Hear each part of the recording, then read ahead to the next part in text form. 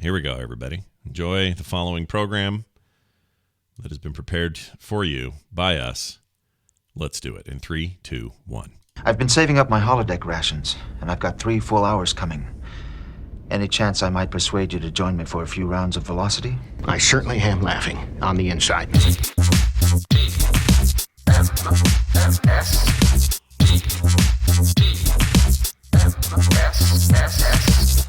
The morning stream.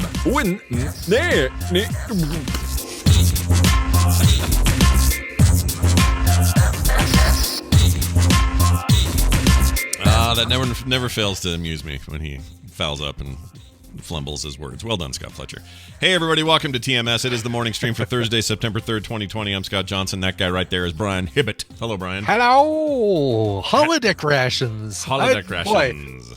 Yeah, so apparently you had to earn basically, all right, you get 2 hours of holodeck ration. You cannot have any more holodeck than that, but you can save it up and use it all at once. That was a weird thing. I was watching a Voyager episode and was capping some audio, and I guess they rationed a lot of stuff because, you know, they were lost. They were in the quadrant? Oh, so it was more Alpha? Like it wasn't like a Delta. Like this is a Voyager thing. May not have taken place on the Enterprise. Oh, right. I don't think they had. See, I don't think they ever had rations. But both shows shared a problem, which is there's only one holodeck on the whole ship. And only one group of people or persons can be there at any given time.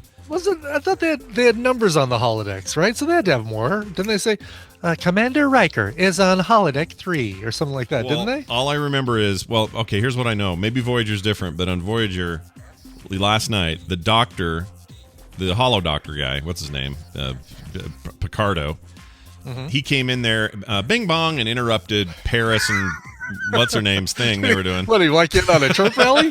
Bing bong. Bing bong bing. Goes in there and says, hey, get out of here. I was supposed to do my thing, whatever he's going to do. He's going to study something or something. Yeah. And they were like, whatever, we got here first. We're doing the thing. It was like, you know, somebody at the skate park saying they got the half pipe for the next 10 minutes. It was just an odd exchange between those characters. I booked this holodeck. That's what it sounded like. And then it all went to crap. And then later, Chakotay tells Janeway that he's got all these saved up credits. And I'm thinking, they rationed the freaking holodeck time. Yeah. Okay, well, it does make sense, though, on the on Voyager for them to ration. By the way, looking online, the USS Enterprise D's normal complement is 1,012 persons. There are 16 holodecks on Galaxy-class starships, including the Enterprise, located on decks 9 through 11. Wow. So 16 holodecks. So that's what you should... That's a lot of Sherlocks or Moriartys that can escape. Yeah, or pervy, what's his name? Doing pervy things. The broccoli. Broccoli. Pervy broccoli, yes. Pervy broccoli. Pervy broccoli. Get that title in now. You might be today's winner. Whoever does it first. Yeah. So anyway, I don't know why I was even watching it, but it was just it was funny. It was a delayed episode, like fifth season. So 7 of 9 was there. They'd already, they decided to bring in a sexy character and get the ratings up, and they did that. And it was a good time. It was a good time. They're still lost, though. They're still floating in space. They can't find home. They don't know where home is. They don't know that it can't find their way home. So we had four pervy broccolis, Lon Makes, Lesarge, Luke Sightwalker, and oh boy, Tom Norm. But only Lesarge spelled broccoli correctly. It's 2 C's, 1 L. Yep. And we had every other variation of broccoli. That's right. Give the vote to the proper spelling. We want to encourage education here, not disparage it. Well done, guys. Well done. The day is mine, says Lesarge. Well done. That's well really done, great. Matthew. All right, I've got I'm the star of a new film, and I'm really excited about it. Yeah, it's called coming to theaters. Yeah, coming to theaters soon. There'll be a trailer, probably just a teaser soon, but it's called 3 Dogs, a Cat, and a Baby. Sure. Yeah, it's a great movie. Let me tell you a little bit about what the plan is with this film. It stars me. I'm the star of it. And there's some co-stars, Kim, my wife, my daughter Carter, and then there's these 3 dogs and a cat. Sure. And it's a real romp of a good time of a film. Nope, it's a terrible nightmare. It's an awful horror film, and actually, it isn't that bad. I don't want to think about that. Yeah, how is Ripley getting along with the I imagine Ripley's getting along with the other dogs okay, but how's she getting along with the cat? Totally fine with the cat. Totally fine with the dogs. It turns out Ripley is a very sweet, submissive, loving sort of I want to just be your friend sort of dog. That's cool. And that's cool. Great. We love that. So is Boomer. Boomer's the same way. And Boomer and Ripley immediately hit it off. Here's the problem. Huh. Yeah. Well, first of all, Ripley's still got kind of sore, fresh scar from her junk. Yeah. Yeah. Sore junk. Sore junk. If you got sores on your junk, you probably got sore junk. Anyway, that's right. So she's got that going on. So we're trying to keep her from, being too physical, but also the dog will let you know when it's good enough to start jumping around and whatever. And sure. So she's already showing signs of like more energy and that sort of stuff. And she's really glommed onto all of us. The people in the house really loves us, and she's really just the sweetest dog. She just wants to lay in your lap and just doze off, and she's awesome. Anyway, so that's great. Everyone's happy except for Jim Raynor, the female dog, who thinks she's the greatest alpha in the history of the planet. She thinks everything within her view is her domain, and it's probably because she's first, right? I don't know how this works in dog hierarchies, but it seems like she was here first. Other dogs came later. She just took on the role of the alpha, so she's the one that growls them down. Sure. Or, acts like she's tough or whatever. But she's also, at the same time, imagine Richard Lewis being the alpha in a room. The comedian Richard Lewis? Yeah, I know Richard Lewis. Imagine that guy. That Larry's friend on Curb Your Enthusiasm, Curb Your Enthusiasm, but also the co-star with Jamie Lee Curtis of... Oh, what was the name of that show? Oh, it was such a good show. I forgot about that. Yeah. What was that called? This Life Is Mine. Was that it? My life with you. Your life is here with me. Don't eat that yogurt. What was it called? Anything But Love. That's right. Don't eat that yogurt. Now you guys are going to have to try to spell yogurt. Good luck. Good luck with that. Yeah. Anything But Love. Yeah, it was such a great show, Richard Lewis. It was good. I really like Richard Lewis. I loved it when he'd go on Letterman back in the old days, and he would come on all the time on late night with David Letterman back in the NBC days, and just crack me up. Anyway, but he's also just a little nervous guy. He aged super well, though. No, he looks like a reed. Curb. Yeah, he looks like a reed. Anyway, but he's like super flimsy now. But always his whole life has just been, I'm nervous. I got the disease. I'm hypochondriac. Oh no, don't touch me with your dirty fingers. And all very neurotic. Yes, very neurotic. There you go. And that's Raynor. That's Jim Raynor, the female dog. Gotcha. All times of the day, except she has to play this role of alpha, and it's just bonkers. It just doesn't work. How do you have it both ways? That's really funny, to be neurotic but still try and maintain your alpha. I agree. It's not working at all. So she's doing a little bit of growling here Bow and there. before me, if that's something you were planning on doing anyway. If it's not a problem, could you please? If it's okay with you, then bow before me. Yeah, that's basically it. And so she's a wimp, and she'll pee if she meets a stranger, and she's just all the things she's weird at. But then she has to play alpha, so it's creating just a little bit of chaos. It's fine, Boomer's about to ship off to Nick's place, and it'll be fine. But right now, it just feels a little farm nuts. Upstate. Yeah, but the cat, I will say, the cat so far just seems to be observing everything and just sort of chilling. He doesn't. I'm sure. Yeah. I'm sure. The cat is probably thinking, "Oh, I know. I know. And she fights with Raynor like tooth and nail, or he does. Tooth and nail. He, I keep saying she. He totally gets along with Boomer, no problem. They're fine. They're pals. They'll play. She does the little fake swipes at her nose. It doesn't without claws and stuff, and they have kind of a fun little back and forth. And so far with the puppy, no problem. Cat seems to be fine with the puppy, but during all of the chaos of it, she'll just he will sit up on top of the perch thing and just stare down at them like, all right, which one of these dogs is going to break first? Right. It's pretty great, though. So I'll just pick off the weakest one. So come to Animal Planet, also known as my house. Yeah, and, right. And you said Nick is out Friday, right? He is out. No, he's been long moved out. The dog just moves in. So they're waiting for a desk. Remember this whole thing about the desk shortages and all that? Right. So he's he hasn't been home since February. He's been gone since right before the pandemic. Gotcha. But his roommate is the one that'll be home working all day. He works from home, but he can't get his freaking desk because desks are The shortage. desk shortage. They've been to IKEA. Why does that keep him from?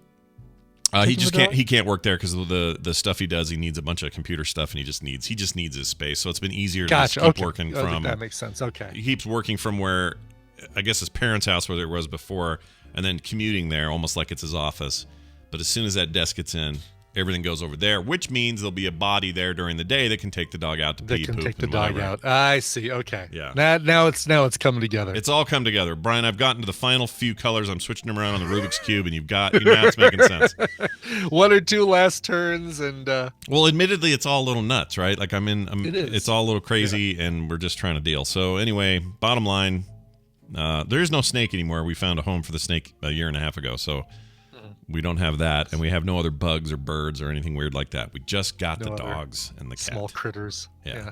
And these are all like, if only lived closer, I have a desk I'd totally give him. oh, Happily give him this desk right over here. It's got a nice little drawer that pulls out, a keyboard drawer, whoa, fancy. a monitor stand, or a level, like an upper level. What do you call one of those? Jeez Louise. Upper decker.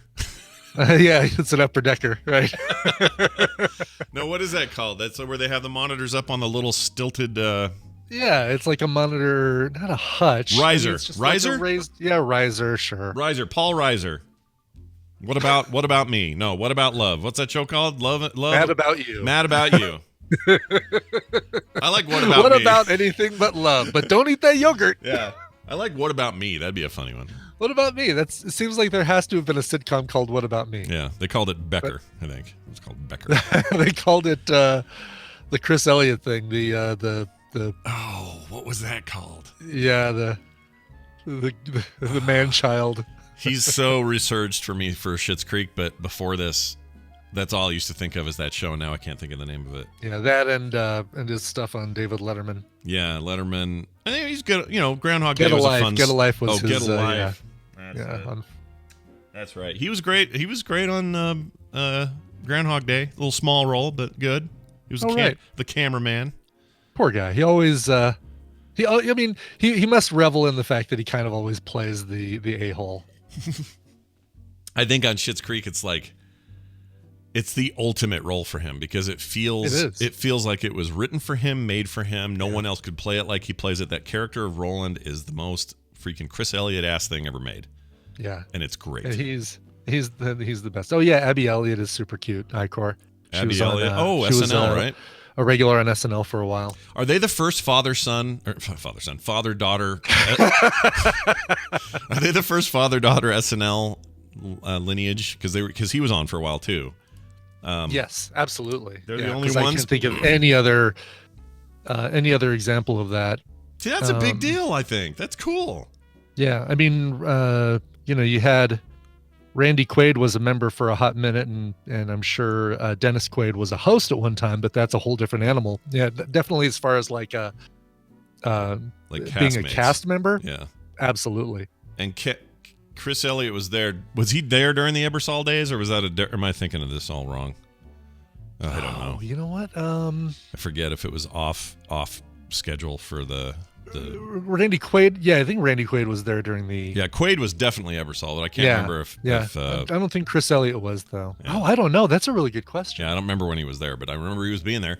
And then Abby Elliott, which doesn't. This part makes no sense. Chris Elliott, when he was young, when he was middle-aged, and even now when he's like 60-something, is the same ugly dude he's always been. Aww. He's an ugly dude. He's a super ugly dude. He's not, he's got bulgy eyes, a weird beard. He's freaky. If you didn't know who he was and you saw him in an alley, you'd get the hell out of there. Like he's just something weird about that's him. why he it's probably why he plays the character so well, is because he has the look to play it. And I bet and I know you're not arguing with this, but I bet he's got is just the nicest guy in the world. Oh, I'm right? sure he is. I'm sure he's the sweetest dude. But then, actually, I think I know he is, because the interview I heard once where he was very just sort of chill he just seemed really nice. But his daughter's gorgeous.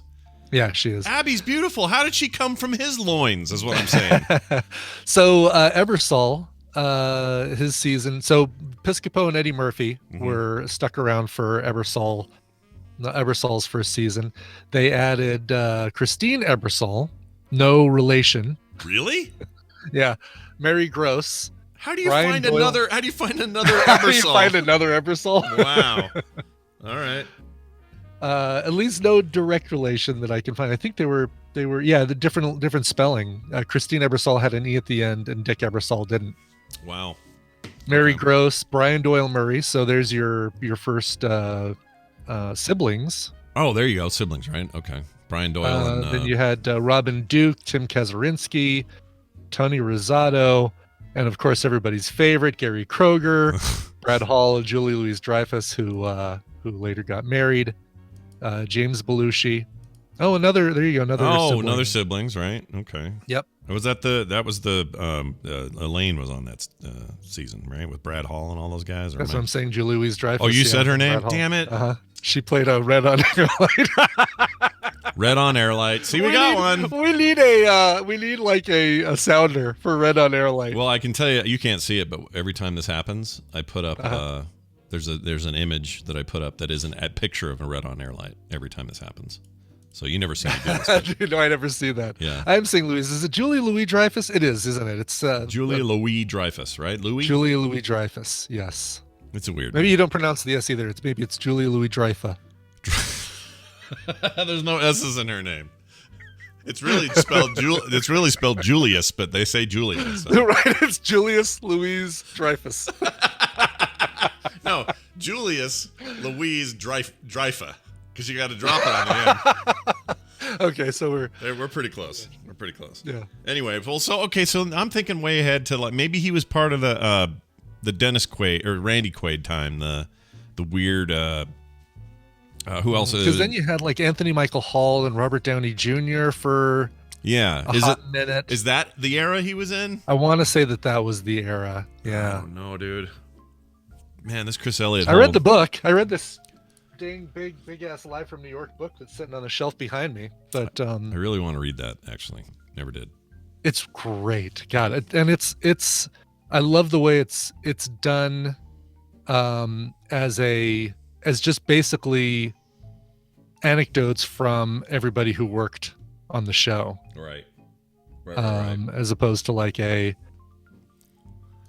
just a narrative. It's not just a tell-all. Like, I mean, there's a lot of juicy stuff in there, but it's not like it's just you won't believe what the day Chevy Chase put his wiener up on the mirror and everyone laughed. Or whatever. That's right. Oh wow. Okay, so season 20. Listen to this cast. Ready? Yeah. Season 20, the final season for Mike Myers, Kevin Nealon, Chris Farley, Adam Sandler, Jay Moore, Michael McKean, Ellen Cleghorn, and Al Franken. That was their last season. All those guys. Their last season.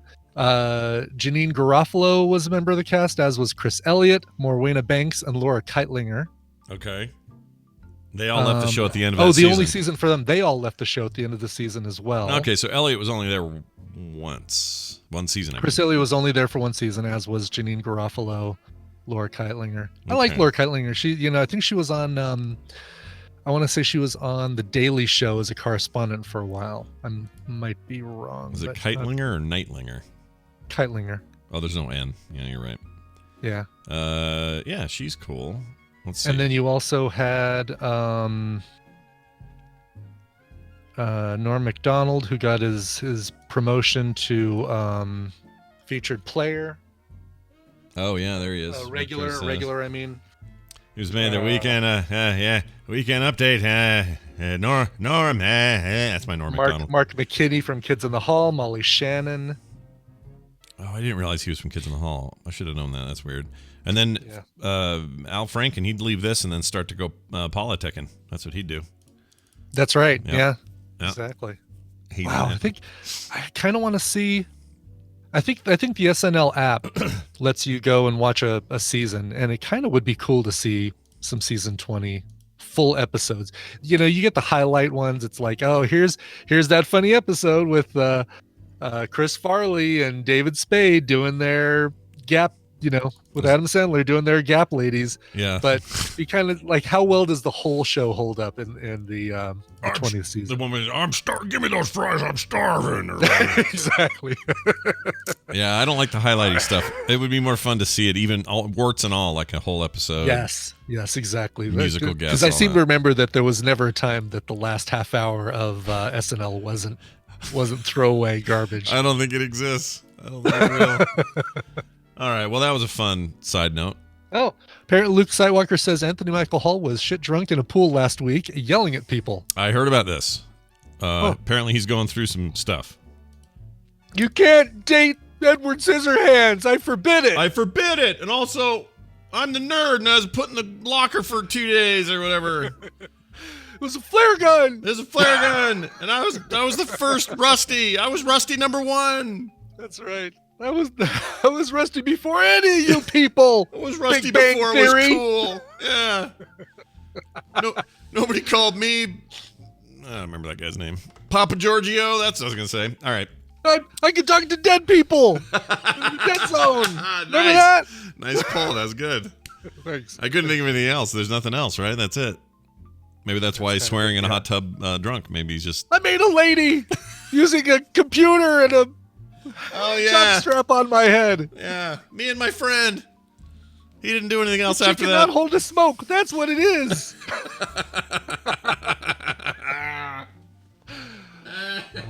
We love you, Anthony Michael Hall. Yeah. Apparently he's having a tough one, though. Having a tough time. It's fine. Yeah. We'll work it out. All right. I got this email from Jenny. Yes. Jenny Jenny's wrote telling in. us to stop? No. No, she's saying, quit talking about this and move on. Jenny says this, and we have that story about COVID bralessness, people taking off their bras during COVID. Yes. And I asked, I said, hey, ladies, let's, get in here and tell us what you think or whatever. And so we got the answer we were looking for. Good morning. This is a conversation I had early on in COVID with my girlfriends. The smaller chested women love the bralessness, and we're working from home happily without bras and in yoga pants. All right. The bigger breasted women advise that this is less of an option for them due to sweat issues. Sweat issues. Yeah, I don't want to think too much about that. No, that's an issue I don't want to think about. It is an issue. Yep. Also, it had, let's see, if they had husbands who work from home as well, that goes into the question as some equation. What did I say? Question? Duh. You said the question. It's into the equation. Brian read what was actually on the page, is what he did. Let's see. As some of them, or as come of us, you mean some of us. Some of us have dudes who will try and take advantage of the braless state during the day when we have stuff to do. Love the show, though. Well, that's good to know. Some dudes feel like, well, she's not wearing a bra. That means it's one less hindrance. Yep. It's my time. It's my time, they say. Because men are gross. Down here, it's my time. Up there, it's their time. But it's good insight. I appreciate having a broader understanding now of the lady. A broader understanding. Oh, I didn't even mean to. Broader. Well done. Broader understanding. Uh-huh. That title, someone's going to try to spell that and put it in the title. Good job. All right, one more. Speaking of that Berlanti stuff for the WB or CW superhero business and all that. Hey, Bubsy and Spyro, says this writer. Okay, all right. Spyro Bubsy, forgot about that game. Wow. Bubsy does not hold up. Spyro kind of does. Bubsy not so much. I'm not. This is a commentary on you being Bubsy, but if you're looking at just the games, I know what you're talking about. Yeah. Bubsy's not as doesn't hold water. I mean, you think of Spyro the Dragon. You can remember Spyro the Dragon. It takes a minute to try and remember what Bubsy was. Yeah. Was it cat? Bubsy was a cat, right? And he was kind of salty, a little bit of snark, I think was his deal. I think that's right. Anyway, and plus Spyro's got a remaster edition that's actually freaking fantastic. It's very good. Yeah, Okay. looks amazing. I have it, but I haven't played it, but it looks really good. Anyway. So just wanted to chime in for a moment from last Wednesday where Brian was recommending Doom Patrol. Great show, by the way, they say.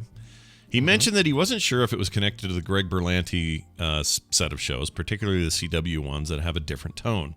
It turns out they totally are. I just recently watched Crisis on Infinite Earths crossover special with the CW shows, and the last episode, Legends of Tomorrow Season 5, Episode 1, surprised me with a cameo from not only the Doom Patrol, but also Swamp Thing and the Titans at around the 37.10 mark, or 37-minute, 10-second mark in the show. I doubt they'll ever share any screen time, but it's cool to know they're running around in the same universe. Yours interdimensionally,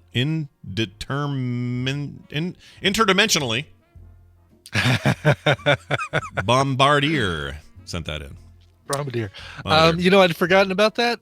When he described that, I kind of remembered it was like this. You were seeing different universes fly by as one of maybe Flash was going through time as the new time master or something like that. And boy, it's vague. it's not super clear in my head, but I seem to remember like seeing, oh, that must be Titans or that must be Doom Patrol.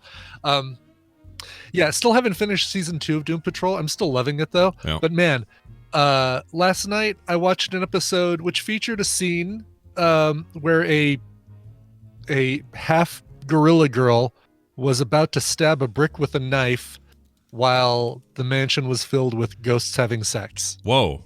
And it all made perfect sense. It did?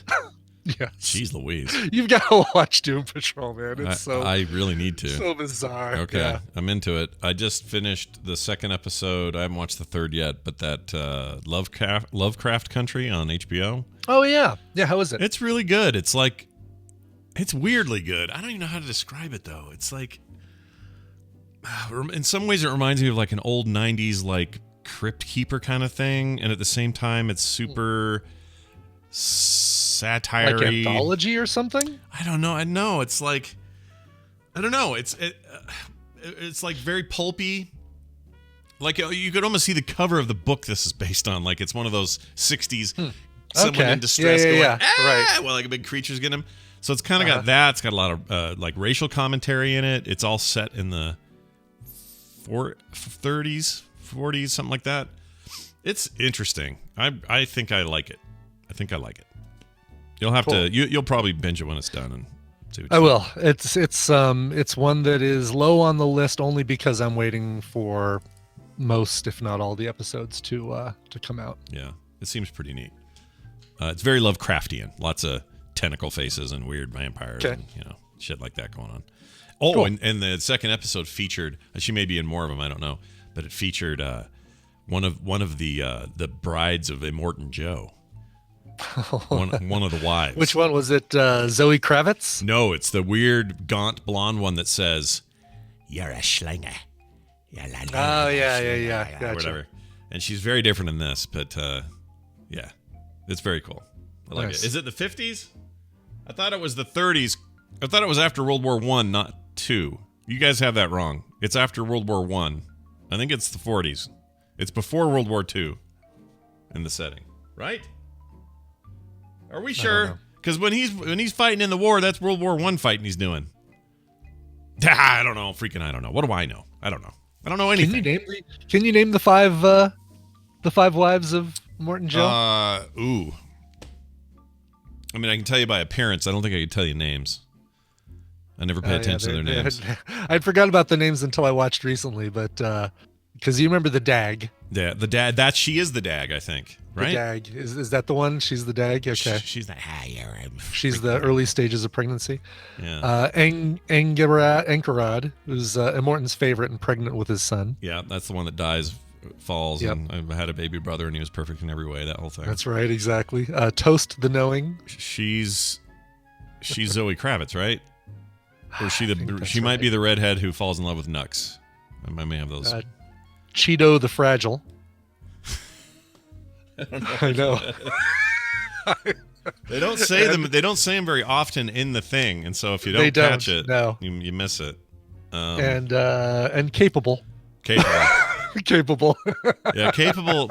I'm confused. I get confused between Zoe Kravitz and the redhead, but I Toast the Knowing is Kravitz. Okay. Is Zoe Kravitz. All right, so capable must be the redhead then, right? Yeah, Okay. Capable is the redhead that falls in love with Nux. Yes. Gotcha. And witnesses Riley. him. Riley Keough, the singer. No. The eldest grandchild of Elvis Presley. Really? Yes. Wait. That's one of the ladies? The redhead, Riley Keough, is way. the oldest grandchild. She is the daughter of Danny Keough and Lisa Marie Presley. That's great. And she plays Capable in Mad Max Fury Road. Capable Presley. Capable Presley. Yeah. That's awesome. Yes. That is awesome. Look at that. An Elvis Presley connection in MMFR. Yeah, that's a good point. Also, Jeannie mentions there's a huge difference between the 30s, 40s, and 50s unless it's a very badly done show. Well, the show does play with time stuff. So It just feels like let's just put it this way. It's set in a very racist time. Let's put it that way. Sure. And that I so- gathered from the previews. Yeah. It's very good, though. The actors are great. I really dig it. Okay. That's it. Let's do the news. Which Okay. starts with this. You need to read this, sir. You need to read it now. Time for the news, brought to you by... All of those tangents brought to you by Current Geek Chronicles. Episode 2 hit the feed this week. Find out why pro wrestling fans are who they are and why the rest of us are missing out. Get it where you get your podcasts and currentgeek.com. Yeah. Yeah, for sure. Here's the thing. We have pro wrestlers on the episode. We interview some actual wrestlers, some wrestling experts. You'll hear a few recognizable voices, let's put it that way. Justin Robert Young in particular. I guess that's a spoiler, but he's on there. I read there's another voice in there I recognize. Yeah. And it was good. Do we you really go enjoyed into it. the difference between wrestling and wrestling? No, and sadly, we never got to the difference between wrestling, but one day. Season 2, Brian. I don't know. Season 2, wrestling. Yeah. Hold on to your butts. Season 2. What Patreon level do I have to be to get that to get one? wrestling? We'll do it as bonus content. How about that? We'll hook you up. We got you covered. Perfect. Let's make that happen. All right. Here's the story of the day, the big first story. There was a man arrested for going through a Taco Bell drive-thru naked. Naked. He went through naked. Sure. Yeah. You know, I didn't realize I made it in the news. Okay. Cool. Yeah, well, I mean, look, cameras everywhere. You can't avoid it these days. Yes. Anyway, he says his clothes were in the washer, and that's why he did it. Oklahoma City Police Department responded to a Taco Bell somewhere in town. I'm not going to read the street. Saturday night, just before 9 p.m., in reference to a call about a man going through the drive-thru buck naked. According to the police reports, Christopher Sale, age 61, was in... Yeah. I mean, look, there are some right. incredibly attractive 61-year-old male people in the world. I doubt this dude's one of them, is all I'm saying. I'm thinking this guy does not look like like Kevin Costner or Yeah. Who's another? You know what? Who's a good one is... Oh, I can't think of his name. He does Batman voice whenever Kevin Conroy doesn't. He was in the rebooted Star Trek as Pike. He's in... not Anson Mount. No. The older guy. You know him. It's the second you'd see him, you'd know him. He's in iRobot. Oh yes, right. He was also in the Star Trek movies. Yeah, Red on Airlight, the Star Trek movies. Star Trek movies. I'm sorry. I thought you said for whatever reason I was thinking you were talking about. No, it's okay. I just feel like I got even today. Put the logo up. Bruce Greenwood. That's is it. who Bruce you're talking Greenwood. about. That's Yes. the guy. So when you see him in, what's it called? It's fun. I heard you. I absolutely 100% heard you say Star Trek. I will say, I was filling up my coffee at the time. But It's right. It's fine. I heard you say Star Trek, and it was in my head, and like, oh, the Star Trek movies. Yeah. But it came out like, oh, he was also in the Star Trek. Yeah, he was also in the Star Trek movies. Anyway, so Bruce Greenwood was in that Stephen King adaptation on Netflix that I really liked about the lady strapped to her bed and he dies of a heart attack. And it's called Misery. Gerald's Game. Gerald's Game. That's it. Gerald's Game. He played Gerald, and he's like 62 or 4 or something like that. That dude Still looks great. He is ripped. He looked fantastic. He was down to like his little skivvy undies, and he looked fantastic. I almost became, gay that day.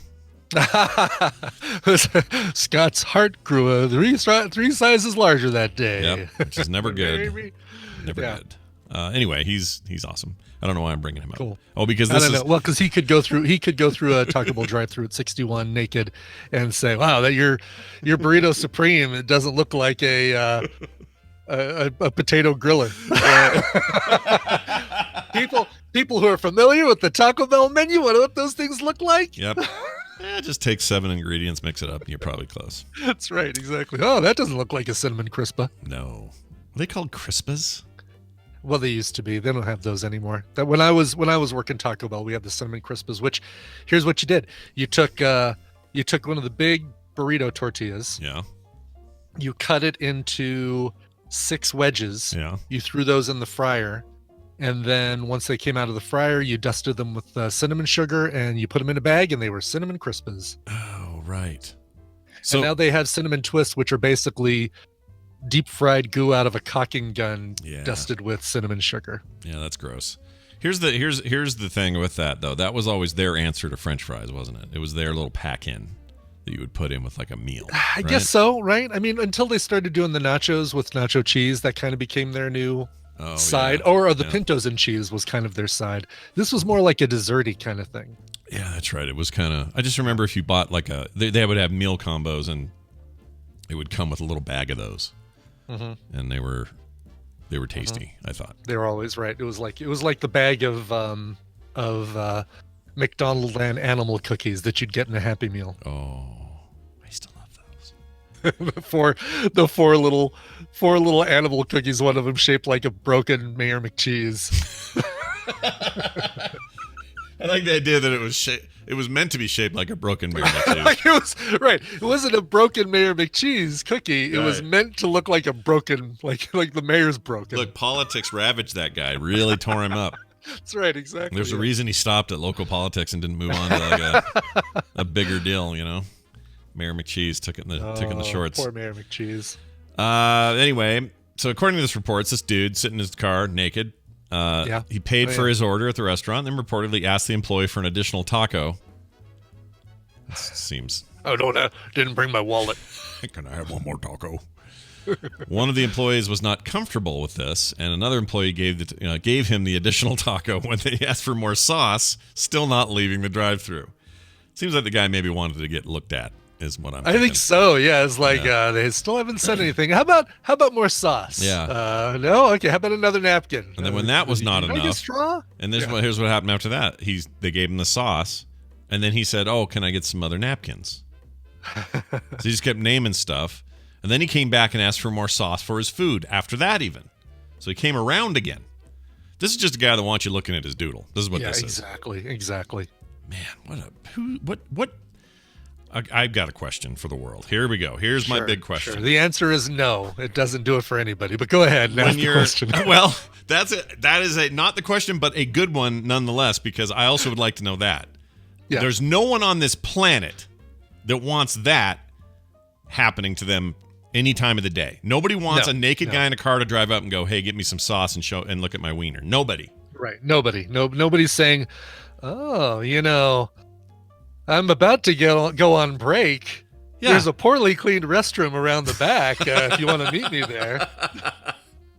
I know it's poorly cleaned because it's my job, and I've been doing a terrible job at it. That's right. Okay, so that's question number one. I think we know the answer. But the bigger question for me is, who is 61 and who is doing this? What is your day like that you're like, you know what I'm going to do? Naked Taco Bell run. He's got the date is circled on his calendar, and he's basically like, 4 more days. Yeah, like what is it that drives a person to do that? I don't understand it. Like, I just can't imagine a scenario where I'm like, that's the thing I'm going to want to do today. Everybody's got their kink. I guess. And I don't know. The problem with this particular one is it affects other people. So go home. It affects other people. Right, exactly. Go home and put your wiener somewhere private. Okay? Mm-hmm. That's what we're saying. Mm-hmm. Should ask Wendy about it. This is a great Wendy question. My kink is that I just can't get into bed unless I'm dressed like an Avenger. I don't know what it is, but what's that about? That's so weird with you. I've never understood it. Well, that's what. I guess I did put the hammer back up there. Which? Don't touch the handle, you guys. Don't touch the handle. Don't touch the. Don't go near Mjolnir's handle. That's right. Anyway, he got arrested, so he's in trouble. He claims he didn't know it was against the law to drive naked, so whatever. Yeah, well, it shouldn't just also, you got to watch out with the hot food because if you try and eat a taco in the car while you're naked, there is hot ground beef that is going to land in your crotch. Yeah. Those things are unstable.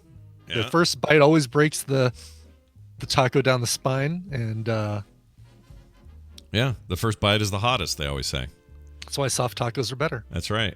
Soft tacos for a soft 61-year-old guy. Soft or hard shell? Yeah. Soft. Don't give me none of them Dorito shells. That's no good. That's right. All right. Moving on to this story. Loretta Lynn in the news. Oh, Loretta Lynn. She's a coal miner's daughter, I hear. Yeah. She, quote unquote, she says she's a cougar. Mm-hmm. She doesn't mean the car. And she married Kid Rock, but only not on purpose. Like, not a real marriage. It's like a mock marriage with Kid Rock. Who'd marry Kid Rock on purpose? Well, apparently, what's her name did? Who was married to him? She was Pamela Anderson? Not Pat. Was it Pamela Anderson? No. No, a singer. She sings. Sheryl Crow? Yes. Sheryl Crow and that. I don't know if they were married, but they were together for a long time. They were together for a while, yeah. And he and her, I don't really care for Kid Rock, but I really like Sheryl Crow's music. There's a song they did together, a duet, that is fantastic. We should play it on the show sometime. We can't, but we should. We should. As a request, we should do it. There you go. He was married to Pamela Anderson for 1 year. Married in 2006, divorced in 2007. Let's see. I'm going to find this. But let's see. But Sheryl Crow, maybe I'm just putting them together because they did this song together. I don't actually know. Could be. Yeah. Here it is. Kid Rock's called Picture. If you've never heard this, it's a fantastic song, this song called Picture. It's so good. Yeah, I'd recommend hearing that. Look at this picture. No, different song. Yeah, he's look at this lithograph is what he says. Let's see. I'll play a tiny tune. Okay. All right. Here comes the YouTube email. Here we go. It's very soft. Hold on, I'm gonna skip ahead. Yeah. Whoops. He just been fueling up on whiskey. Oh, they cut out a word. I think it was pot. Well, that's good. Yeah, or something. It's that word? I think so. Something like that. I don't know why, but it's actually a really nice song, you guys. Y'all should go hear it, and you'll be like, "Whoa, what Kid Rock?" I like it a lot better than what he did to Warren Zevon's "Werewolves of London" and "Sweet Home Alabama." I don't think I've heard either. He took both of those songs, mashed them up, and then put new lyrics over the mashup. Oh, I don't like that. No, I don't like when songs do that. Well, and if you say that, especially now, I feel vindicated because you're the cover master. I would believe you in that. Also, all summer long, yeah, not a fan. I know there are people out there who like it, and I think it actually did really well on the charts and stuff. But no. Can't do it. As such a fan of Warren Zevon, I feel like Zevon would not have approved of that. No, were he live? Would it be Zev off? I see what you did there. Oh, man, I was hoping for a spit take. It almost happened. We almost got it. It almost happened. Anyway, these two got fake married. Loretta Lynn watched her son renew his wedding vows over the weekend, but it was the 88-year-old, she's 88, who ended up wearing a ring and a veil on that night. 88 and feeling great, she said, in a hashtag on Facebook after showing photos of her quote-unquote marriage to singer Kid Rock. Things got crazy. After the vow renewal, she and Kid Rock pretended to get married in a playful ceremony. There's a space between rock and pretended dumb article. So it's kind of vague. So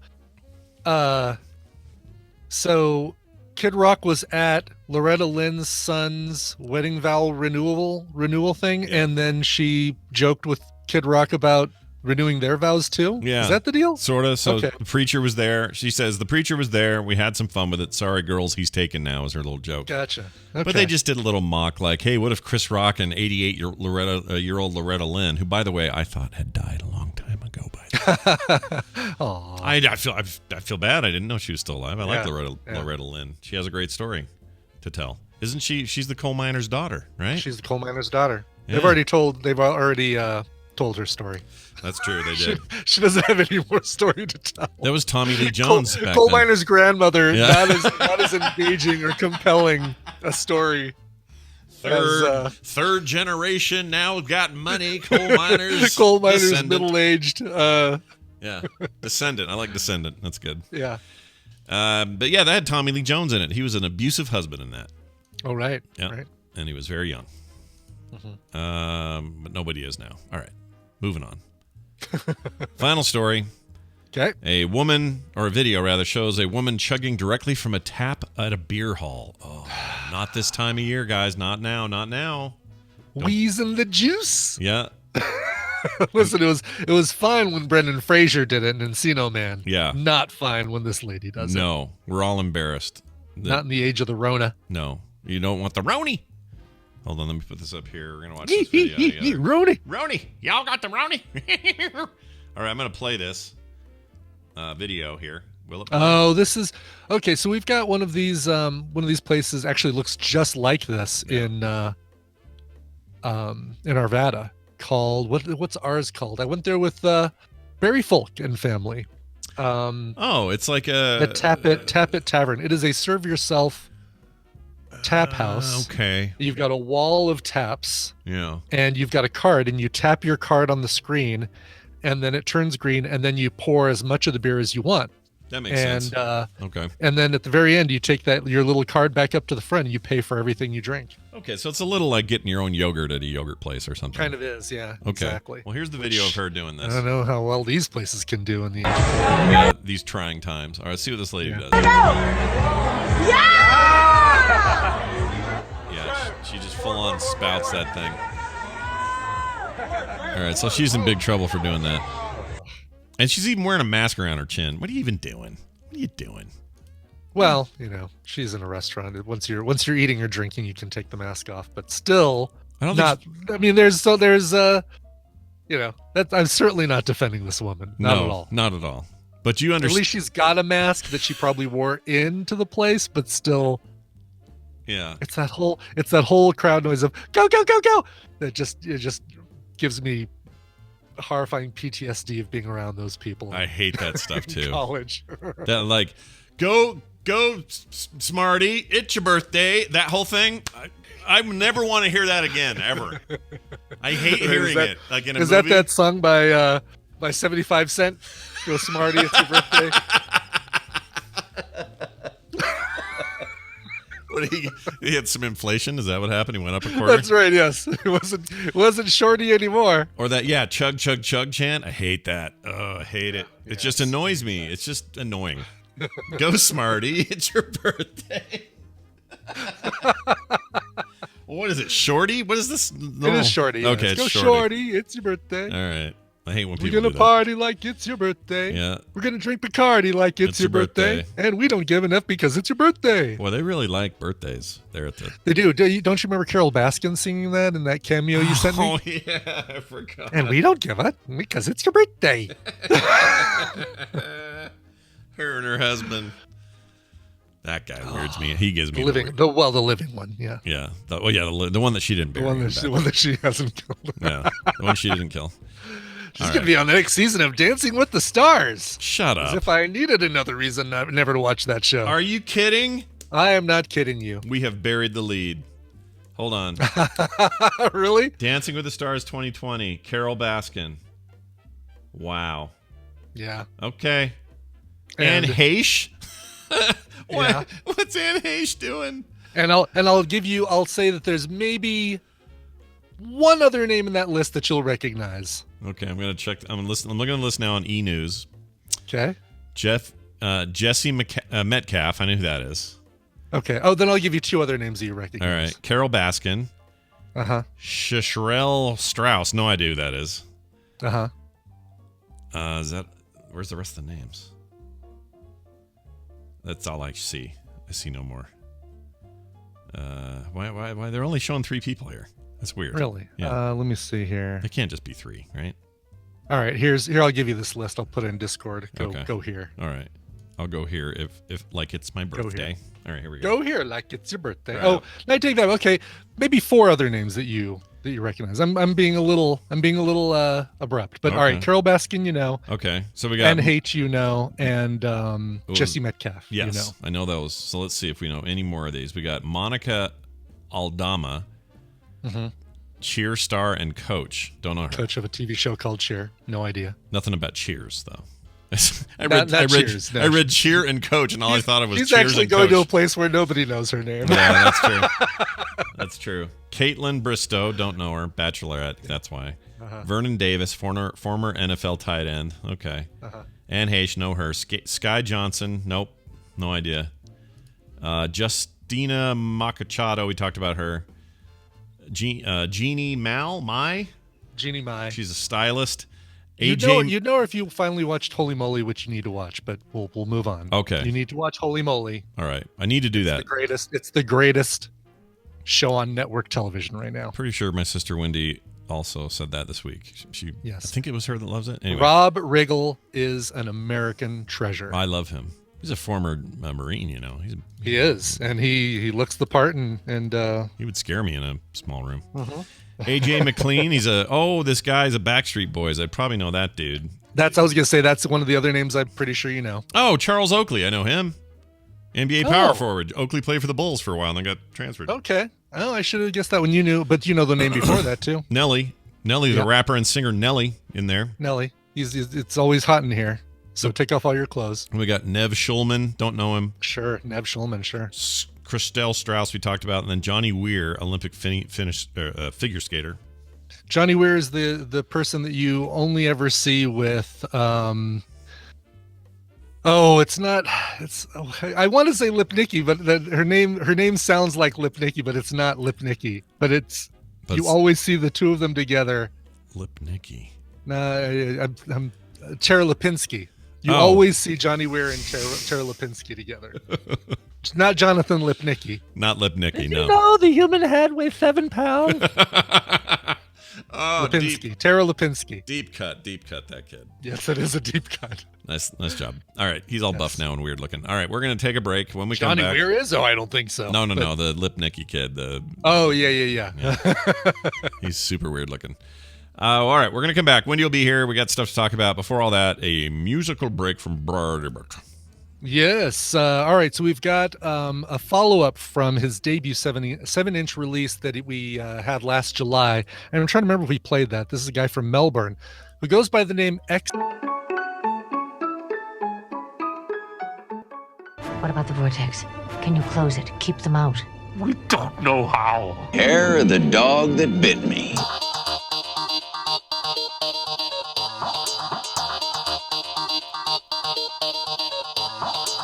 The morning stream. It's like this show that you're listening to right now, but better. Why aren't we listening to that one? I know, right? What's this? What are we even doing? Let's go listen to that show. Yeah, that's once again, that's Exolympian. The new album is called Afterlife, comes out in the middle of October. You pre-order it now or put it on your Spotify playlist now and listen to Penny in the Well, which you just heard. Nice little 70s. I love these. I've been into these 70s throwback indie bands lately and just totally digging them. Yeah, we've had a couple of them on the show. They're great. Really like it. The one yesterday, in fact, was super duper that way. 07. Yeah, it was great. 'Twas very good. All right. Well, all right. We've come to that part of the show where there's just no avoiding it. We got to get Wendy in here. All right. Mm-hmm. And she's can't get around it any longer, Scott. Nope. This is our time. This is our place. We will pick up the phone abruptly and join us here for some discussion. It's ringing. Nothing yet. I'm going to pause and save. Just in case. Oh, there she is. Hi, hello. Hi. Hey, you're home. You're back home. Back home. Whirlwind trip. Yeah, how's that feel? It's a weird feeling here because even though you've been in Sweden for a long time and now Minnesota for a bit, because we talk every Thursday, it feels like you never really go anyway. Like you're always sort of just around the corner. So then seeing you was like, oh yeah, right. She doesn't live here. So this is weird. Okay. Oh yeah, right. She's from Minnesota. We should make this count. Okay, great. It's great to see Wendy. And then you leave and everyone's sad and we're all, wish we had more time, blah, blah, blah. And then here you are on the phone again as if you never left. It's like you're a different person. It's like there's two Wendy's. There's the one I talk to on Thursdays and the one I see a couple times a year. It's weird. It is. Yeah. It is. I'm multiples. I contain multitudes. Yeah. So wow, dude, deep, right? Yeah. No, it's good to be back. The flight was very pleasant and uneventful. And I just really hope we always fly with an empty seat in the middle. It is so nice. Oh, I know, right? This is one thing I hope sticks around. I hate crowded planes. I hate them.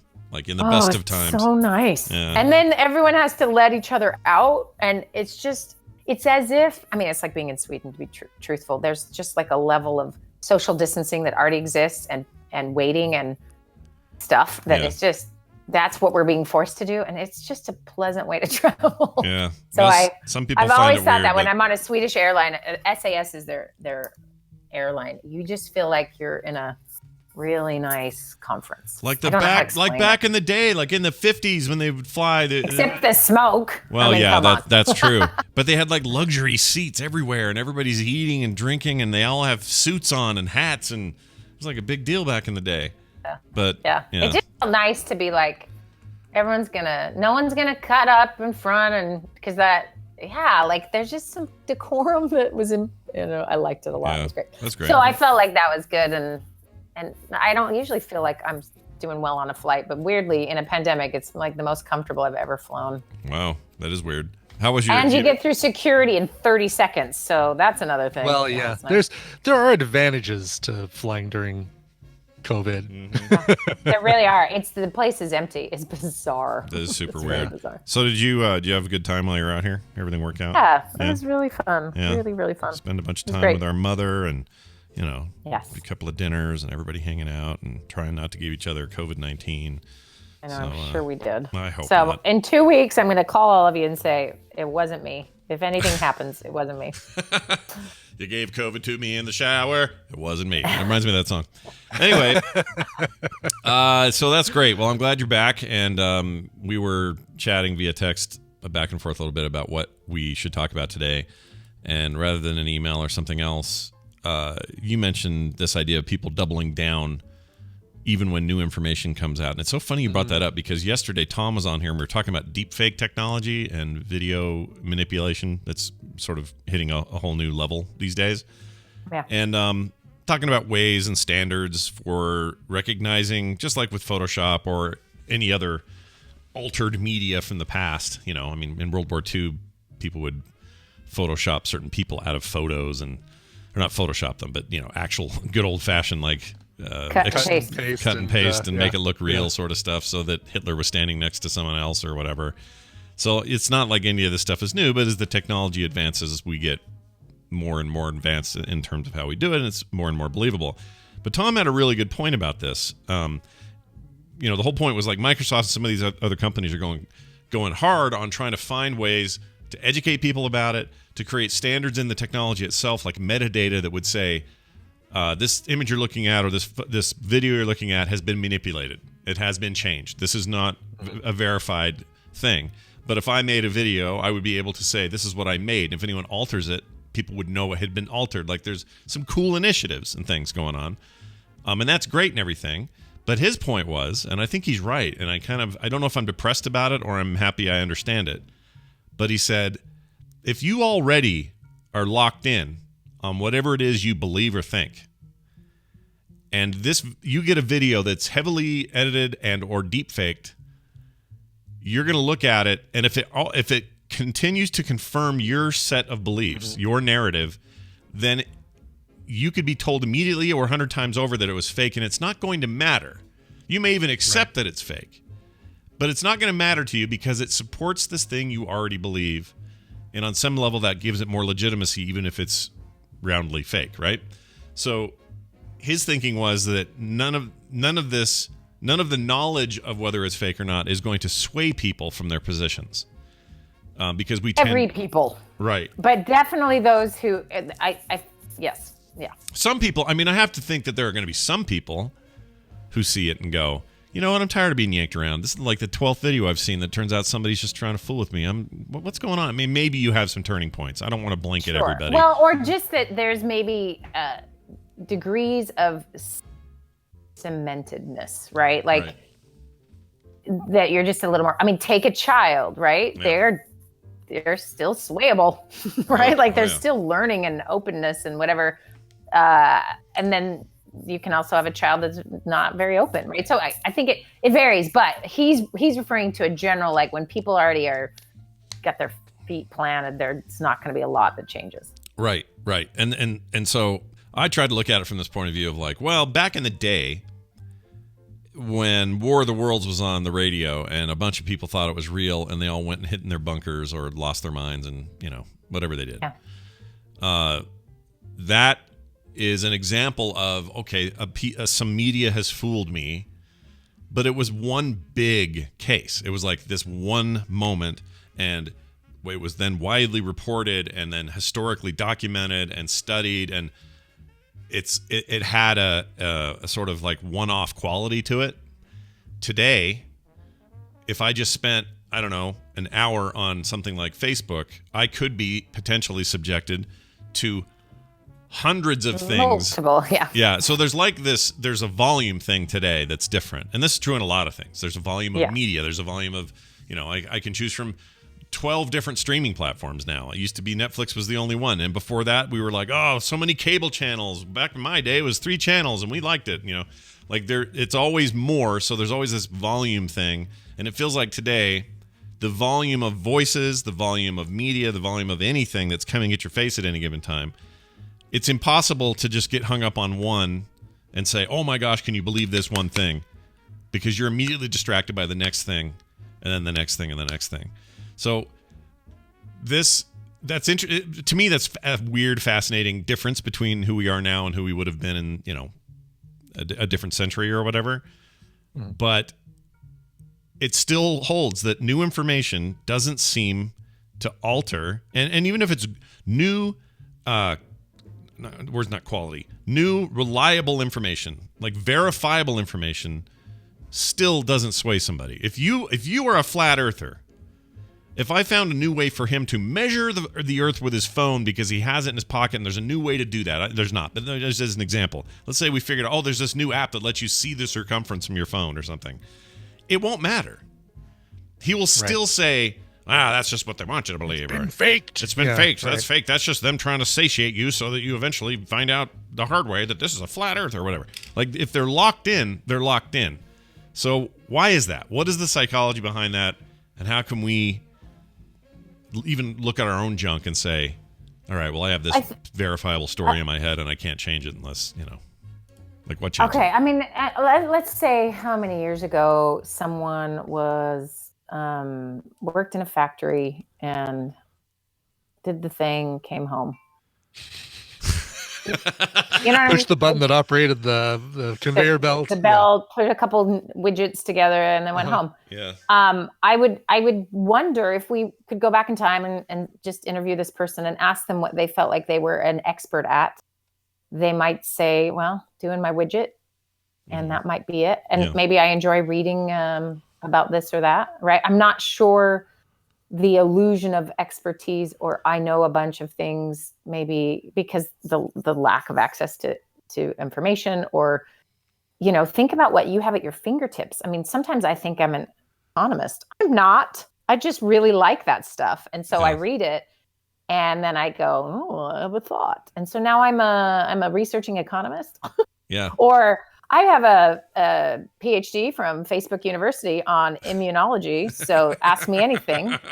And I really do think there is a shift in what we think we all know. I mean, I listen to some of my kids talk about stuff with some conviction that I'm like, how about you go to school first before you think you know that? Like, wow. Mm-hmm. So there's something about us that does this. And now with more information, I think we do it more and more. And then we have a lot of belief building that goes around what we know and vice versa. So I believe this, so everything needs to fit into this framework, or I think I know this, or I learned this and it resonates. So now I'm going to build my belief system around it. I think confirmation bias is probably like one of the best explanations for some of this, right? That we will find what we are looking for to confirm what we already feel. Yeah. And humility about what I know, or even openness to questioning a belief, that's not really common. That has to be sort of trained and taught. And if you talk to any actual experts who spend their entire careers deep diving into this thing, they will tell you the further they go, the less they know. And that is the experience. And so the rest of us who think we know a little, think we know a lot because we've read a little. I mean, it's truly not real, but we get so much dopamine. We feel amazing. Like there's some real benefits to this shallow knowledge base and deep belief system dynamic we do. And then what happens is we run into each other, right? And it feels like more than ever, I keep describing America as America's parents are getting divorced. And it's just chaos. and we don't know who to believe, and both are manipulating us. Yeah.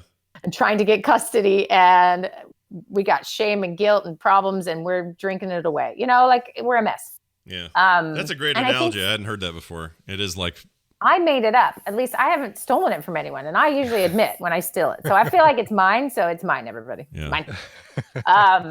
And so what happens in a divorce, right, is that you don't know whose side anybody's on. So you're having a conversation with somebody. It seems normal. They say something that sort of pushes one of your deeply held beliefs, and you may not even realize it because it's very shallow. You just attained it last week because you read an article or there was a meme that just explained everything for you. Yeah. And so now we're fighting like it's Thanksgiving dinner every day. And so we're in the ugliest part of the divorce. It feels like that's how it feels. But so let's take a very specific example. So I'm at Misha's house, and my brother Mark is talking to my brother-in-law Ken, and they are both definitely more conservative than I am. Yeah. And one of them's a little more conspiratorial than all of us, but anyway. Oh, 100%. Yeah. And I'm gonna say something. Like I love both of them dearly, but I'm just listening. I'm talking. I think, guys, like you're repeating a conspiracy from 20 years ago. Mark, I've heard Mark do that so many times, the same story. And I don't think Ken remembered, and he's just kind of listening to him. And I was like, what is this phenomenon? You know, and I love them both. They're great, but they're definitely, it's going to trigger me because I'm like, come on, how, So what I did was I whispered, beware of confirmation bias. And then I ran away, which is like so mature. Right. But It was my way of stopping myself from engaging in a way that I know isn't helpful. So it's the George Soros bullcrap that's always going around. Like, they were talking about that for real. Yeah. And you know how old that one is, that there's this new world order. He's paying blah, blah, blah, blah, whatever. Yeah. I felt like a flashback. That was wise, because I'm sure it's probably, he has that conversation all the time. I don't know. But I only hear it based on the times I'm visiting. So then I hear it and I go, oh, same one, huh? Yeah. You're hanging on to that thing. And I think, oh, it's so fascinating. And, Ken's just smiling and whatever. They're having a conversation. Yeah. And it's fine. And this is happening all over the place. For the record, I think Ken loves the process of the conversation. He's not necessarily... He's not necessarily like all in on the conspiracy. He's just he enjoys the back and forth. He enjoys like absolutely. The looking. He likes the intellectual rigor of it, and and which is great. That's fun. Yeah. But there's this, as I observed it, I didn't engage. Of course, I controlled myself. I was thinking about it a little bit later, like trigger in me, and why am I so bugged? I mean, he's just having a good time telling his story, and I think. This is what I'm modeling now, guys. This is modeling. Yeah. All right. So I'm going to look at myself. I have this gut reaction that's like, let's fight, because I just want to go, come on. For 10 years, you've been saying the same thing. Where's your stupid evidence besides you say this video that keeps disappearing? Like use your brain. Like I have this really, like, I want it rigorous. I want you to think this through. That's what I'm demanding of somebody else. So I had to stop and go, is that really what this is? Yeah. Is it that I am afraid I'm wrong? What if he's right? Yeah. Or, like really doing a little self-analysis of like, what is this pushing for me? Right. And I'm not paying attention to, and how I avoid ever feeling that feeling is by going after someone in a conversation. Mm-hmm. Am I describing the internet right now? I am. Right? This is what we do. Yeah. Yeah. Is we all get our buttons pushed in some way. We don't have self-awareness around it. And then we engage in a way that helps assuage that we feel bad, or that we're scared, or that this person, blah, blah, whatever it might be. And instead we manage it by having an all-out fight. And when you think about fights, and every one of you have done this, and you guys maybe you can give examples, where you entrench yourself in your position because you're in defense mode. There is no openness. There's no curiosity when you have all your shields up. But when you engage in those conversations like that, your shields are up. So this is why I feel like it's a divorcing couple who will never see the other person's side as valued because they're so hurt. They can't be curious about, what did my ex-husband really feel? It's like nothing. He's horrid. It's just So, and it feels good to do that, right? It feels good to feel fully self-satisfied and that you're right. But in the dark hours of the middle of the night, you're not so sure, right? And it's really our pain that we're covering up. It's really our fear or insecurities or our vulnerabilities. So when someone is going off on a conspiracy theory, and it's my job to fix that, that's not going to work. But if I really dig into what it does to me, it makes me scared. Like I don't like feeling scared. Yeah. So I'm going to do stuff to fix it. That's exactly what's happening. Right. But what happened if I stayed in scared? Like what would happen? Yeah. So an example would be, instead of asking someone to defend their position, because all you're going to get is defense. So, okay, well, I read this, or did you see this? I mean, if I hear one more person say, did you see this? And then it's oh my gosh, it makes me crazy. Yeah. Because what that is all, hey, I'm not going to talk about the thing you want to talk about. We're going to throw it. We're going to throw it. We're going to throw it. Like, so if you make any comments about Trump, it's like, well, Hillary would have been worse. That's not the question we're discussing, but that's your way to deflect. So you don't actually have to look at things, right? And so if instead you don't say, defend yourself in so many words, and you can actually cultivate curiosity and ask them where they're coming from and how they feel about something, you'd have a very different conversation. Oh yeah. It's so hard to do. It's very hard to do. It's something I try really hard to do when there's in social media. Just yesterday I was having a conversation with somebody about, or there was some back and forth on Twitter. There was a little snippy between both of us, actually. He didn't like this new video game documentary because he felt like it was, what in his words, and he mentioned he was being kind of sarcastic too. So, and we've had a conversation since then about email. And this, my whole point is we have now discussed and had real person-to-person conversation about it. But it all started out as like, that show's too woke. And me going, well, wait, what's too woke? And he's like, you got the transgender well, he didn't even bring that up, but there's a transgender person and there's a gay black guy who worked at EA, and they talk about the first time they brought black players into the Madden franchise and how different that was, and people weren't used to it. And even though the league was full of black people, but suddenly the game had black people in it, and it was just weird and different. And so they bring up a lot of these issues on this documentary, and because our interaction was very short and snippy, like too woke for me, and I'm like, what do you mean too woke for you? And it was like this. I didn't really know what he was thinking or saying or really felt. So after a little bit of back and forth, we had the conversation. It turned into an email one, which is a much more personal one. And by the end of it, I understand way more about how this guy feels. And actually, he brought up a couple of points I kind of agree with. Some problems with that documentary that I hadn't really considered before, that mostly affect pacing and kind of timing, and also omitting some things that were important parts of other. And like, he had some points, and they were legitimate points. He's still a little, I mean, in my opinion, still a little hung up on what he sees as an agenda in there. But we came to this conversation in a way that I would with my brothers, or with my brother, or with other people that maybe I disagree on some basic thing, and then have a conversation, and still the respect and the the realness of it can still live on, and it did. And so I try to do that. It doesn't always work. Like today, I asked on Twitter, is it illegal to vote twice in an election? Because I didn't actually know.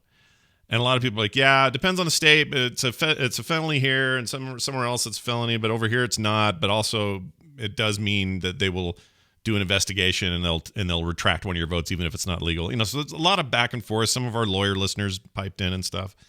But one guy, his only answer was, well, if you're a Democrat, dead people vote 50 times over, nobody notices. Like, that was sorry about the accent, but that was his answer. So that was the sort of, like, well, I don't like Trump. Well, Hillary would have been worse. Like, this thing where we don't get to actually interface about the point I was making or the question I was asking.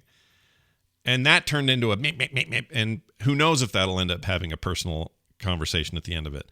But I strive for those when I can get them to happen. Sometimes it's bots and we're just wasting our time. So it's like, hello, comrade, I am Mega Mom, and I really like gun and truck. Like, you can't listen to those, because those are usually robots or fake, or somebody who's just not, there's no genuineness happening there.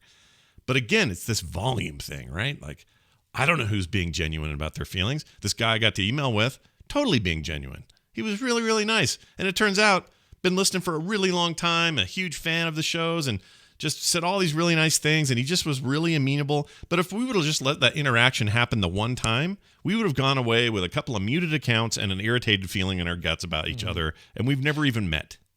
It's, there's always been this kind of underpinning of expressing any sort of vulnerability, or even showing that, oh, you know what, in a public setting, you know what, you've changed my mind on this, you've changed my position. But now it seems like everyone is so afraid to be vulnerable, is so afraid to show any sort of vulnerability in that way. Yeah. Yeah, because you get eaten alive. You get eaten alive, exactly. You do. Like, yeah. You do, and I think, like Scott, your point. I mean, obviously, it's with internet interactions in life, it has to be even that more deft, and that, I mean, is why it's such a mess, right? Mm-hmm. But this is what got me curious. Of course, I'm listening to family members have these conversations, talking to a friend I've known since we were 10 years old about the basketball boycott, and I'm not going to a game or watching anymore because they aren't open to having a conversation, was her complaint, and that rich basketball players should not have a voice in this. And it's like, I just was like, are you kidding? I know you're smarter than this. I know. And now that's my bias. My bias is it's an intellectual problem, and that is clearly my defense, right? Right.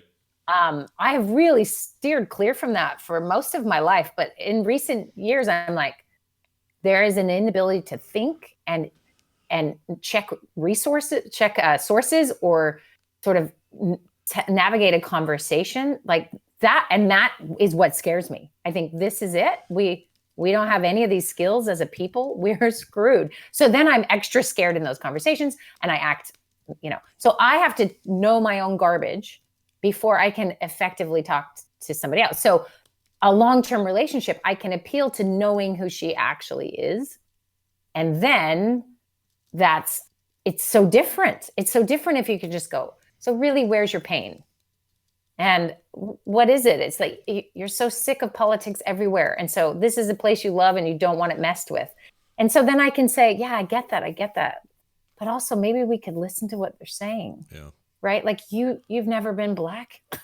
Yeah. You have no idea. You've never been a basketball star. Yeah. We have no lived experience that's even close. So can we just listen? It doesn't mean you can't still form your opinions, but to form them before you listen, that's kind of what I'm getting at, is the forming it before we listen. And here's kind of one of the motives here. Confirmation bias is shortcutting. Humans, we have survived as long as we have because we have so many built-in shortcuts in our brain, right? So imagine if every day you got in your car to drive into downtown traffic and it was a new experience every time. You would be terrified every single day. Yep. So that is clearly not how we thrive as a species. We have to have, our brain shuts off stuff. It ignores stuff. It shelves stuff. We just simply don't tune into things, right? So you can drive to work without even thinking of one thing you're doing. How is that even possible? That's crazy, right? If you think about it. We are simply shortcutters. That's how we survive. That's why fast food exists. I mean, all of the things, fast food is not good for us. We all know it. Yeah. And yet it is the perfect example of human shortcutting to get the basic need, but not have to be conscious and waste, the brain is hugely resource intensive. Yeah. And so we got to have shortcuts. So here's our shortcuts with other humans. Are you in my tribe? Do you look like me? Do you speak like me? Do you share my same ideas? Can I just feel safe with you automatically? And so I told you this story with our dog the other day where Adam's walking our dog down the street and a guy in a truck slows down, rolls down his window and yells, okay, fill in the blank. What do you guys think he did? Yeah. Ryan, guess. I don't know. I don't know what he did. I'm I have no idea. So you can just make a quick assumption because it's a truck and Adam's with a dog. I don't know. And what he did is he said, that is a beautiful dog. Huh. And everyone's on edge, like, oh my gosh, what's going to happen, right? Yeah, right. And so here is a dog person talking to Adam's not really a dog person. That's what's funny about it. But yeah, I was going to say, he's not saying, really into it. No, he's like, there's a beautiful dog. So they connect in this very not typical way, but we're sort of all on edge because our interactions have become, as we become, the world is bigger and news is bigger. Yeah, we tend to, we want a shortcut. We want to think he's going to yell something terrible and he drives a truck, so he's compensating. Just kidding. That's my favorite joke. Yeah. Anyway. No, I do this thing, by the way, for the record, and I shouldn't do this, but when we're outside and everyone's chilling and I hear a car not far going, like a loud engine guy, like ripping through an intersection or something like that, I always just go, small penis. And then we just keep talking. Is that bad? Is that bad for me to do that? I have my own version, and I don't know if it's good for our children. Right. Anyway. Wow. I kind of want to know. Okay, but the point is we shortcut, right? Yeah, we do. We do shortcutting. Yeah. And that means long form connection, even long form news. I mean, you read a quick 100-word essay, it's going to be ridiculous and prove its line and point, and you're just right. But you read a nuanced 20-page thing, you're going to go, yeah, I'm not really sure what I think. Right. Like that kind of challenge to our thinking, unless you're in school and they're trying to get you to do that, I don't know where else we're getting that type of, it has to be sort of self-motivated. And when you talk to people who are so self-motivated, they really can think through things differently. It's slow thinking versus fast thinking. There's a great book on that. Yeah. And really checking your own biases is this is not easy. And I feel like the election is coming. We got a lot of stuff that feels really up in the air. Yeah. And I just wonder, and I know this is like gonna just mean nothing, but just that idea of like, if each of us took a minute and paid attention to who and what triggers us. Well, actually, I'm going to give everyone a little assignment. Oh, sweet. Homework time. Homework. This is a teaser for next new Real Steps in November. We're going to do some like pretty intense therapy. So I hope people are ready. All right. And it will be November. So this might be really important. Yeah. Anyway, I want everyone to do this. I want you to close your eyes. I love to make everyone close their eyes. Close your eyes. And I want you to picture the person that bugs you the most. Oh, man. Like just irritates the crap out of you. Okay. And they can do it quickly, right? They just know, like you can have a happy conversation for about a minute and then they just got to go and ruin it, right? Yeah. Whoever that is. Yeah. Everyone picture it. Does it need to be somebody you know personally, or is it? It could be anybody. I don't care. I think a lot of us are probably thinking of the same person. Maybe. Just gonna go out on a limb. Maybe. All right, go ahead. It can be your favorite person, or someone in your house. That's really the most effective one because you're going to have the most change with that one. But it doesn't matter. Pick anybody. All right. Now I want you to, and you guys are all visual. I'm the one with the problem here, but I want you to picture a room, and you're outside of the room. Yeah. They're in just kind of a white box room, and there's windows. You are outside of that box, and they don't know you're looking in, and you are observing them through the window. Mm-hmm. And I want you to picture them doing all the things that drive you the most crazy. Okay. So it might be Trump on the toilet tweeting. Yeah. Or whatever. Well, it could be your mother-in-law judging. It could be whatever. Mother-in-law judge hug. It could be my brother talking about freaking George Soros again after 20 years of talking about it. It could be whatever it might be, right? Like you can just picture, they have to be actively doing the thing that drives you nuts. Okay. Mm-hmm. So can you both see it? Yeah. Mm-hmm. I totally can. Okay. So you are looking through the window. You are watching them do that thing. Now your eyes are still closed. Oh, yeah. Of course. Yeah. Of course. So now get nice and annoyed. Is everyone annoyed? Oh, I'm super annoyed. Very much so, yes. Awesome. Perfect. Okay, now I want you to do this. I want you to scan your body. Start at the top of your head and just use your third eye to like, how's your head feeling? Your face, your throat, your chest, your stomach, your legs. Just scan your body. Where are you feeling and what are you feeling? What is it and where is it? A little tension in my shoulders. Mm-hmm. Shoulders, neck. I feel like I'm, clenching. Mm-hmm. My forehead's getting a little hot. Yep. I'm rubbing my toes are curled up. Yeah, nice. Oh yeah, hands are kind of a little bit, not quite balled up into fists, but but getting there. Nice. Yeah, okay. there. Any chest tightness in your chest? A little bit. Yeah. Yeah. Okay, that's real common. Bit. Not real. Okay. Not Any weird Didn't know if throat? that was a problem I should seek medical attention for. So Yeah. bring it up. So easy to get. Okay.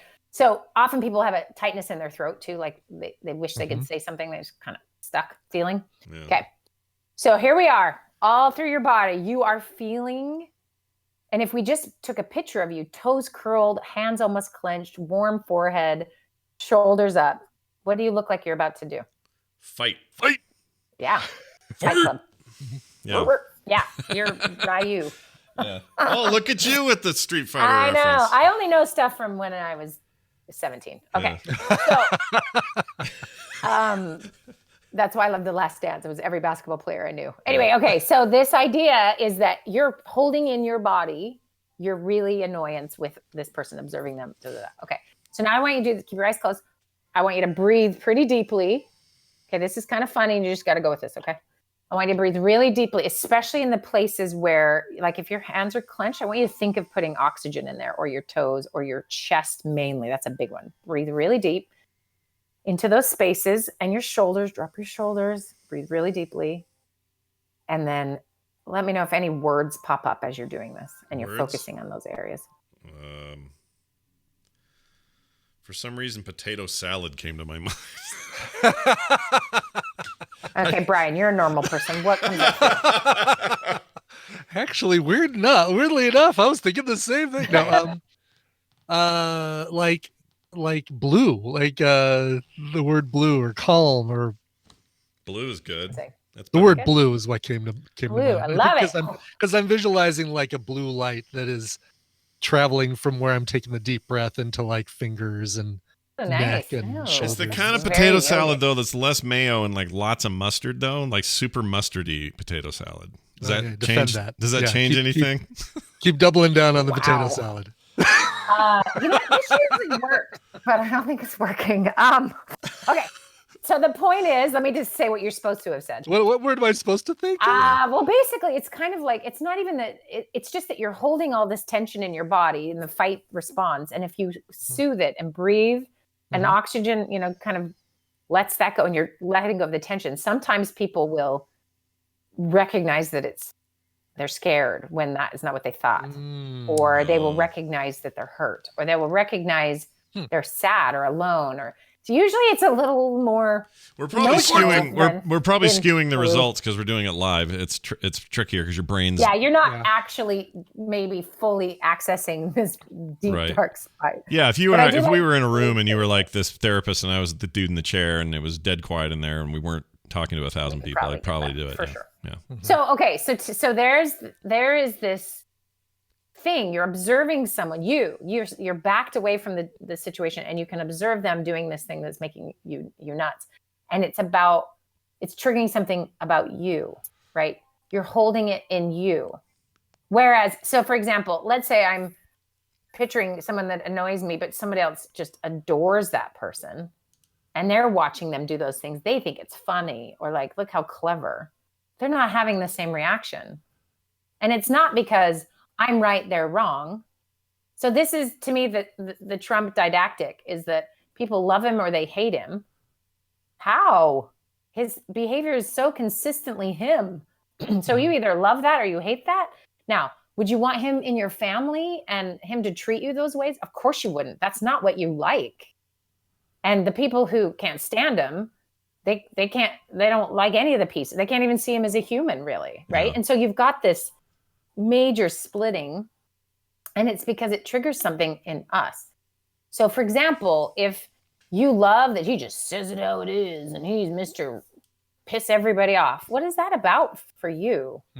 Where is there pain in your life that if you could only do that, if only you could say the thing you really meant to say, or you don't feel smart enough, and so you want to say that you're not smarter than me, you suck, and I can just piss on you and still win. Like that's something maybe for you. And then for somebody who can't stand him, what is that for you? Is it like he reminds me of my boss? He reminds me of how small I felt when blah blah blah. And for people who've been sexually assaulted, this is a no-brainer. Or somebody who is, you know, when he mocks someone who's disabled and you're disabled, he is like driving a knife right into that open wound, right? So that's that dude. But how we react to that dude has everything to do with maybe our stuff that we spend a lot of energy hiding and protecting ourselves from that stuff, right? So Scott is so protected. He has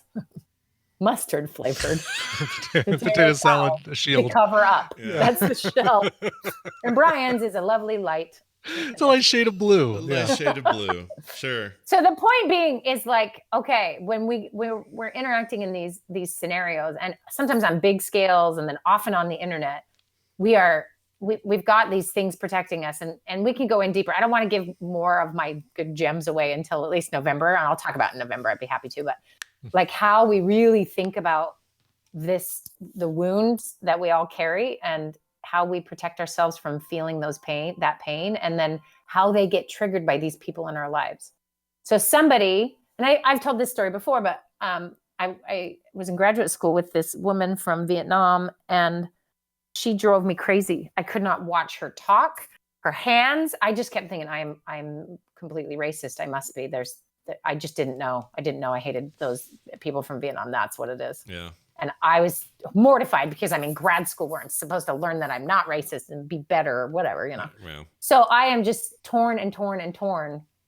And even her hand gestures drove me crazy. I'm like, what is wrong with me? Because I don't often feel this way about anyone. I bet I know what this is. Keep going. Yeah. And I talked to Adam and he goes, hey, does it remind you of your sister? Yeah. I was like, oh, yeah. Oh my gosh. Because turns out she did her DNA test. She is half Vietnamese. Did you know that? Yeah, I did know that, and that's why this was. I knew we were leading somewhere, and she. Yeah, we thought she was Korean, but she's half Vietnamese and half Chinese. And all it is facial structure, the movement of her hands just happened to be uncanny. This was a lovely, amazing person. Yeah.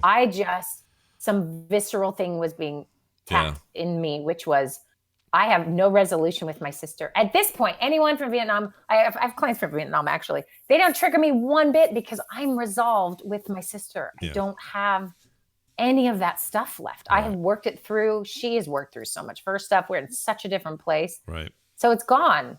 Yeah. So if you think of that, like I was absolutely racist for a solid 5 months about Vietnam. Yeah. And it was based on my pain. Yeah.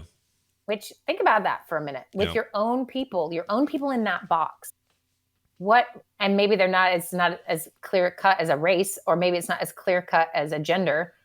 It might be, but maybe it's more that you can't figure out what it is. Mm-hmm. And it is very common not to know what that pain is, because everything in our system is protecting us. Speaking of shortcuts, what shortcuts our brain will use, sometimes it'll make us forget, sometimes we got to go drink it away, whatever. We have all these mechanisms so that we don't actually have to feel that pain.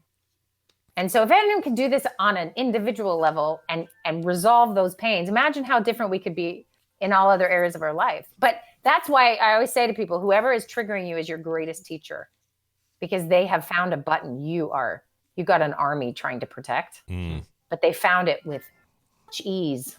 And it's kind of alarming. Mm-hmm. Yeah. I didn't thought so how's everyone feel? That feel good? Feels good. I'm actually a little more relaxed today than would have been normally, I think. I'm good. But yeah, I'm actually a little more hungry for potato salad. Yeah, see? I want to be blue right now. So.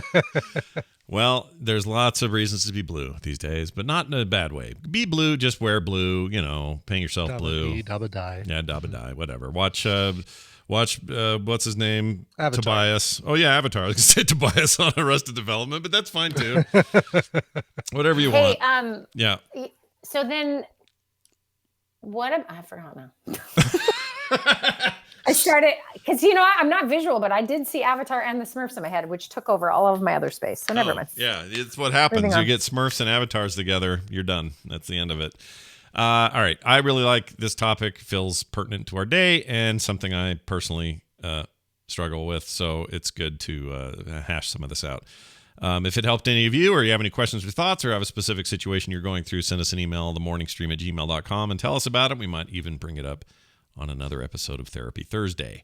Can I specify something? So everyone did that little exercise with us, hopefully. Yeah. And this would be the actual homework, is to just go out into your life And the next person that annoys you, you got to write it down and write down who it is, what the circumstance was, and just keep track. Even if you just kept track for a couple days of what gets, and it might be your spouse, it might be your child, and in different circumstances, but just pay attention and then stick it in the room and observe it and see what it has to tell you. And then if one of you would just send one of those in, that would make me so happy. Yeah, that would be great. I would love to hear from. If your name starts with a J, please send one in. Yeah. I don't know. How do you narrow it down so someone actually does it? I don't know. That would narrow it down. One thing you don't want to do is when you write all that down, don't immediately send that letter to the person that you're writing it down about. Your trigger. No. Don't do that. Don't send anything to anybody. Just us. Just us. Yeah, I would actually really like that. So let's do that. Don't forget to check out realsteps.org, where you're about to launch into a new phase, right? What's happening? November. Please sign up. It's going to be awesome. So that's a ways off, but sign up now. I promise it'll make you cry. It'll be great. Yeah. Realsteps.org. And as always, a pleasure, Wendy. I'm glad that you're home and all's well, and work off all that Olive Garden we had the other night. Yeah. Yep. Thank you for hosting, and we'll talk to you guys next week. We'll see you later. Right. Bye now. Bye. Bye. All right, real quick, we got a couple of rapid fire fan services. Service! This is for a number of people. We're going to read through these really quickly. We got here from, let's see, this is from Cyrenex or Sean. Says, hey, Poop, Jokes, and Brian, with a weirdness that's in our current world, my work life has become interesting. Nothing dire, but dollars have needed to be stretched. But this is not a request for help or a GoFundMe and the such. I've decided to do something I've thought about for a long time, become a streamer. I'm brand new at this and would like some help getting an audience. If any listeners are so inclined, you can check out his Twitch channel at twitch.tv/Cyrenex, which is SEARANEX. Tentatively, I'll be streaming on Monday and Wednesday nights from 9:30 to 11 p.m. and Friday nights from 9:30 p.m. to as late as 2 a.m. He doesn't say this time zone, but... oh, right. No kidding. Check or out. What he's going to be streaming. Yeah. I assume games, but I'm not actually sure. Oh, it says here. Yeah, He says he looks forward to playing games with people, which means that some of you might be invited. Anyway, it says thank you, Scott and Brian, and everyone involved in the Frog Pants Network for doing what you do. You help us laugh in times that try to destroy us. From Cyrenex, a.k.a. Sean. P.S. Is it too early to get a fish sandwich? No, it is not. Let's test the ship's phasers. Wrong one. Hey, too early to get a fish sandwich? Sorry. Wrong one. You got a twofer. That was the greatest miss button press ever. That was weird. All right. Then he says, we got another one. This is from Lake Charles, Louisiana. Yeah. This isn't a fan service so much as just a shout out to somebody who, I don't know, could use our thoughts. It says, hey, I'm not super active in the community. Y'all have a lot of listeners. I rarely mention where I am in my emails, but I am running behind on podcasts for obvious reasons. I am at least one of your Lake Charles listeners. We evac'd, so physically we're fine, but we lost our house. And we have a camper, so we have a roof over our heads to pick up the pieces. I'm not asking for charity or anything, just saying I'm alive. And in the off chance y'all remembered, you do have somebody in Lake Chuck. Much love, James, the aircraft mechanic in Lake Charles, Louisiana. Yeah, I hope stuff gets better quick for you, that the insurance companies don't drag their freaking feet. No kidding. And then all that stuff comes out in the end. And then finally, listener Liz Gum. We know Liz. Mm-hmm. Nurse Liz, she's a nurse, sent this in, says, you guys are the best. Dear Scott and Brian, I wanted to share send my most amazing appreciations of the show and the fun you provide us every day. Love the show. Been with you guys a little over a year now. Be safe and take care, Nurse Liz. I just thought that was really nice. That's awesome. Thanks, Nurse Liz. Yeah, you're the best. Yeah, Nurse Liz is chimed in when we were talking about COVID last week or earlier this week. Can't remember what it was, but... remember seeing her in the chat room, so yeah, she's always very good insight. Good, more than I have, certainly. She's great, and also I'll turn and cough for you anytime, Nurse Liz. Oh, that sounds terrible. That sounds terrible. I think the sentiment is there, if not the visual. Yeah, there you go.